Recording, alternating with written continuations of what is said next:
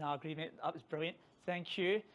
Gareth, another thing that when I read your book, it really resonated with me was you talk about situational awareness, right? And I remember hearing, I can't remember who said it, but they talked about there's only 3 professions that should lose situational awareness. That's divers, astronauts, and people that navigate ships. And that kind of makes sense, right? Because what you see a lot, and I know I've seen it in rooms at this size, you'll see people write in their investigations, such and such lost situational awareness. And you're like, but it's like, how can you lose situational awareness in this room? But mate, I was just wondering if you could maybe talk us through some of your insights about how we can navigate situational awareness, because I know that there will be people in this room. I don't generally see it because I will take it back and scroll it and ram it right up their bum. But I kind of wonder how would people in this room be able to start having those conversations about let's move away from situational awareness? So yeah, so what I put on that is recognize that we've got a finite attention span. The sort of research is 7 plus or minus 2 elements that we can hold in our short-term working memory at any one time. So if something comes in and the buffer is full, other stuff falls out the other side. So there's a limit to what we can deal with in terms of our attention. So when people say you've lost situational awareness, what they're saying is, what we should be saying is, something took priority. What was it that was dangerous, interesting, pleasurable, or important? So DIPI is a framework that you can use to look at that. So if somebody loses situational awareness, they don't. What they do is they refocus it and ask the question, what were they paying attention to? Because then we can start to look at their rationality. And that's a key piece, is this local rationality. How did it make sense for somebody to do what they did? So as soon as you hear loss of situational awareness, it's the same as human error. It's a useless term. And often we hear this they lost situational awareness. Why? Because they weren't paying attention. Why weren't they paying attention? Because they didn't have situational awareness. And so you end up with this circular rubbish argument that actually doesn't help any learning.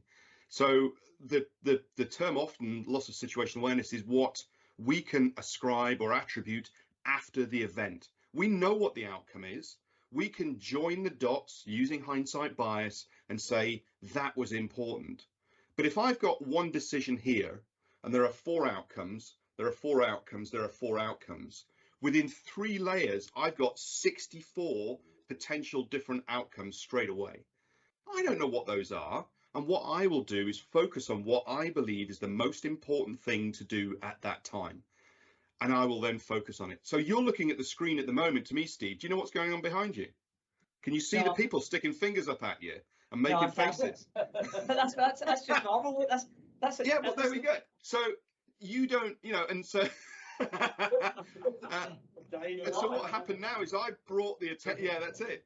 So I brought your attention to something that's important or relevant, and that shifted it.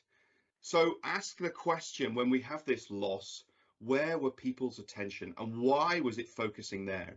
Because it might be that it was really important to them, but they haven't got the experience and the knowledge to understand the big picture.